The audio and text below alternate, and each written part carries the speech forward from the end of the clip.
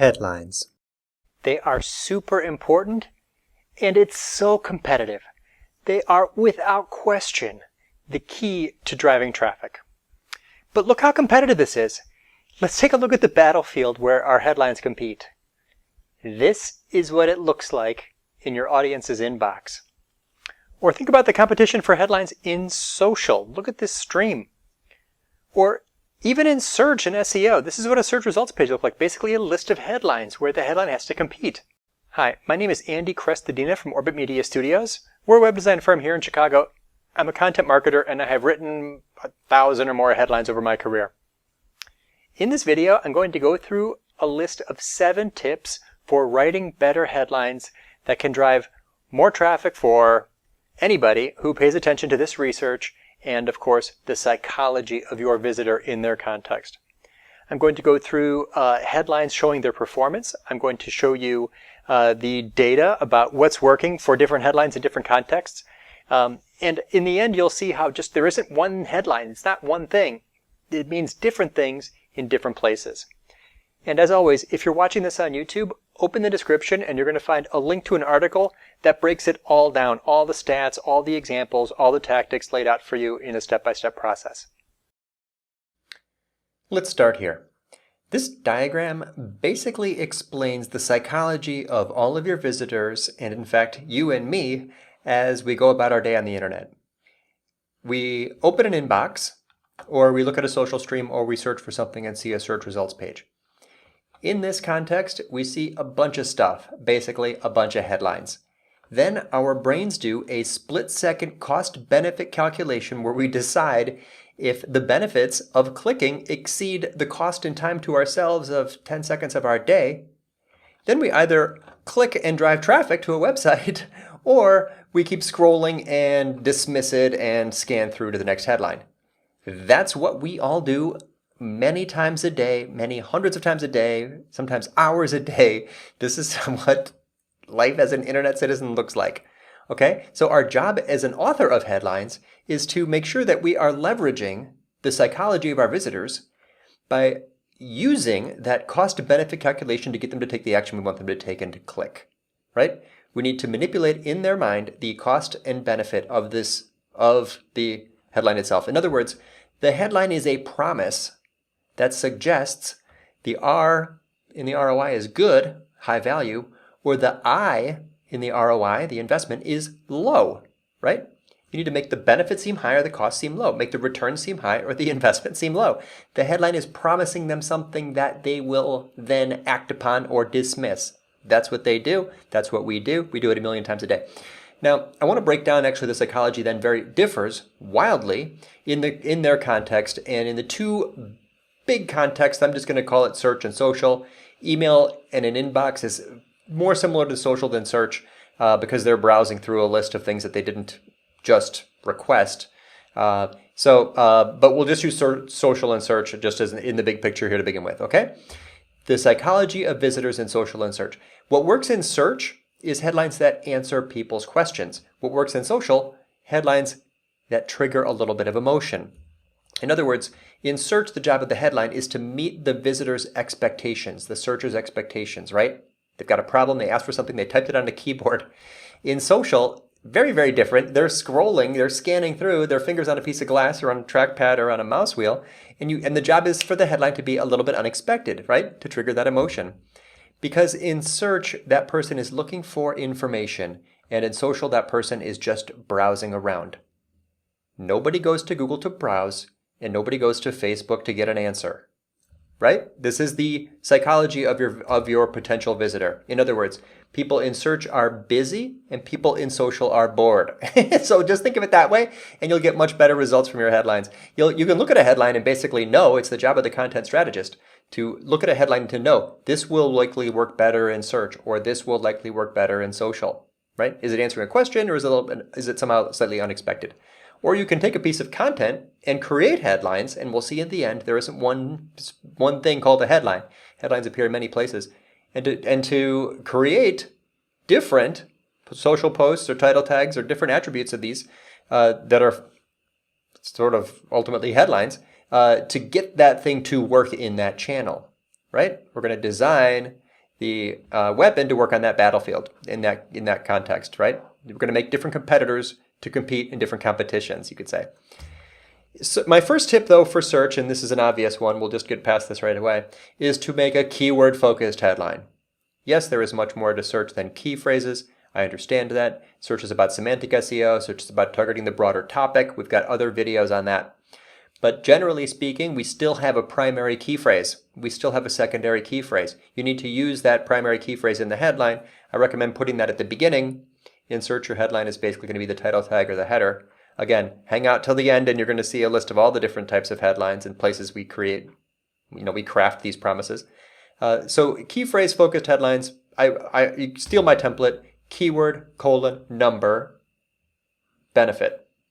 That's going to tell the visitor, yes, this is what they were looking for, the key phrase. The colon lets us break out from the key phrase and use kind of a double headline. And the number makes it more visually prominent as the visitor scans through a bunch of stuff. Numerals are more prominent than letters in lines of text. Okay? Let's look at the data about SEO, about search, and about click-through rates based on headlines. Brian Dean from Backlinko found that titles that have questions, perfectly aligning with the psychology of the visitor because the visitor is basically looking for an answer, have higher click-through rates. 14% higher, that's significant. Title tags without questions have lower click-through rates. And similarly, right, power words in title tags, secret, powerful, ultimate, best, insane, amazing, that's not what they came for. They're not trying to be impressed. They're looking for clarity, right? These have lower click-through rates, suggesting that it's the wrong channel for that type of language, right? That might work better in social. So there's a 13 or 14% lower click-through rate when you use these salesy type, mind-blowing terms in your title tag. So power words versus questions was my second of my 7 tips for you guys. Moving on quickly to the data about social media, what works well in social media. We're going to see here now that longer headlines, way longer headlines tend to perform better in social, specifically in Facebook and specifically for engagement, which would be likes, comments, and shares. This is Steve Rayson from BuzzSumo. Not recent, like 2014. No reason to believe that this has changed. Social posts with headlines that have very large numbers of words, like 15 words, are dramatic outperformers. Literally an average of hundreds of engagements on these. So go ahead, when keeping social in mind, write some super long headlines. Again, at the end, we're going to show you where these go. So this is also supported by SEMrush, which found that articles with 14 plus word headlines get 3 times the traffic, twice the shares, 5 times more backlinks and citations and links from other websites. Dramatic difference in the length of headlines, okay? My 4th tip for you is to use Steve's trigrams. He's like a statistician, and he took 10 million headlines and analyzed them for different word usage, found patterns in combinations of 3 words called trigrams, and found that certain trigrams had dramatic impact on the average number of Facebook engagements, including will make you, this is why, can we guess, only X in, the reason is. This, you may be thinking, okay, these are crappy psychological triggers. This is clickbait, that's spammy, sketchy digital marketing. But Steve isn't the least bit cynical. He, in fact, nails it on this first one, will make you. Why does will make you work? It's because it promises something. It makes a specific promise. Again, the problem with bad headlines is that they don't leverage the psychology of the visitor in that moment of cost-benefit calculation. If you write a headline that says will make you, you are forcing yourself to indicate the benefit, right?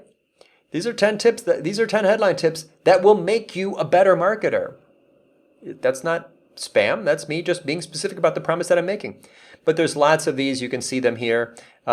Choose your own adventure and pull back if you think these are too spammy. Or don't align with your content strategy, or miss the mark on your voice and tone guidelines, your editorial standards as a brand.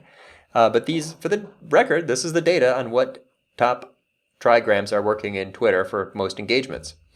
These are the trigrams that start headlines across all social networks. Speaking of emotion, University of Pennsylvania researched the the author went on to publish a book about this, Contagion, I think this is the guy, that found that there's specific emotions that tend to work well.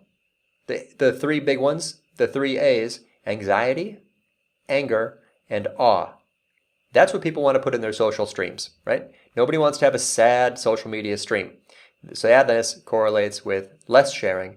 So if you are thinking about the emotion triggered by your headline, you can keep those emotions in mind. There is a important part about the headlines and their ability to trigger emotion. You can discover them quickly using headline analyzers. The emotional marketing value is a metric created by the Advanced Marketing Institute. Just put in a headline. I wrote how to write a headline that readers can't ignore. Submitted for analysis, and it gave me an EMV, they're calling it, of 22. Pretty low. These headline analyzers, though, are kind of fun. They do correlate with results. This is Neil Kagan and CoSchedule collaborated on a piece of research that found, yes, headlines that do score better on the EMV scale do correlate, do have more shares, which I thought was fascinating. One of the more popular headline analyzers is the CoSchedule headline analyzer, which does a great job of breaking it down. They're free tools. You could just put in your headlines and then see. They recommend using common words, emotional words, stronger words. So there's a lot of different things measured in that. So yeah, try a headline analyzer and look for emotional triggers. My next tip, this is number 6, is to use numbers. Numbers, as I said earlier, numerals stand out against letters in a line of text, creating visual prominence. Numerals also indicate a list, often indicating a list, which is scannability, right? That makes the cost seem lower to me. If this is a list, the cost, the ROI calculation is favorable because if I click on your headline, I'm going to see a list, and it's the list maybe has 6 things I don't like, but 2 things I do. Indicates scannability, which is a lower time cost, easier consumption for me. Numerals also can indicate time, like a year. That could show me that this is current. And numerals often indicate data. This is what LinkedIn found. Megan Golden and Sean Callahan, LinkedIn is like a lab, and they publish all their data. When they simply added the numbers 75% to the beginning of this headline, they found that at a 37% higher click-through rate, 162% more impressions, greater reach.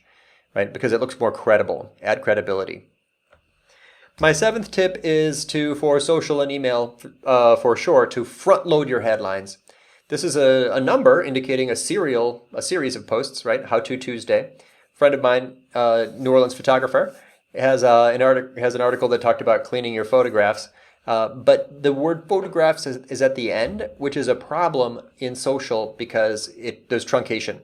So I went to go share this. You can see what happens. How to Tuesday 17, healing, cloning, and cleaning. You don't see the rest of it, which means that indicating this is for photographers. It's not explicit. Especially problematic in the mobile inbox when you're writing a headline that is a subject line. We're going to have to be careful to make sure that the first words are the fun words, that the first words are the value, that the first words have the impact statement or the promise. So, example. 10 simple communication tips that can ... Why would I click on that? The what's in it for me has been truncated. Flip it, and now you have how to ace your job interview with these 10 ... So you've got about 40 to 45 characters on the portrait aspect of the mobile inbox, which means you'll need to make sure that the first words, just think of it this way. The most impactful statement should be in the first 5 words for email subject lines. The breakdown. Here it is, guys. There are all different kinds of headlines in all different kinds of places with all different kinds of outcomes if you do different kinds of things with them. So when your headline is an article header, that can lead to lower bounce rates, higher click-through rates, especially if you go along with specifics. When your headline is a title tag, totally separate attribute, right? That can lead to higher rankings. It's all about SEO. If you put the target key phrase in it toward the beginning, I also recommend using less than 60 characters so you don't get truncated in a search results page. When your headline is an email subject line, it's got nothing to do with SEO, it can lead to higher open rates if you put the most compelling specific words at the beginning in the first 5 words. Make the first part the fun part. When your headline is a social media post, very specific context, it can lead to higher click-through rates, social engagement, and shares if you trigger curiosity and emotion, use special characters, hashtags, emojis. That's the game, right? You know that, of course. And finally, where are we? If your headline is in fact a title of a video, it can lead to more plays and higher views if, combination of search and social, you put the target key phrase in there, plus an unexpected word. We also recommend embedding the headline into the video thumbnail, which you've probably clicked on to see this video, presumably. One final tip, write a whole bunch of headlines before choosing one. We do a survey every year of 1,000 bloggers, and we ask them how many headlines they read for a typical post. 2% of bloggers in the survey of our respondents said that they write more than 10 headlines. 1%, 1 in 100 bloggers writes 20 headlines before selecting one, right? Or before choosing which drafts work well in which place. And when we ask them if they get strong results, these are self-reported strong results. Different bloggers have different goals, so we let them define the term strong results. Based on the number of headlines, is there a correlation? Absolutely. 67% of that tiny subset who write lots of headlines, or 20 plus headlines, report strong results from digital. Write lots of headlines before choosing one. Go big, work harder, it's going to make a bigger difference. This isn't like a one and done thing, right? We should be spending 10, 15, 20 minutes thinking about headlines, right? Like they do in the media and sort of at these major content sites. I think that last tip was the most important. Thanks for watching. This is a really important part of marketing. We should all be working really, really hard on headlines. It makes such a difference. If you know anyone else that might be interested in this video, we'd be grateful if you passed it along. Again, this is Andy from Orbit Media. We enjoy making these. We'll keep doing it. Thanks for subscribing. We'll see you next time.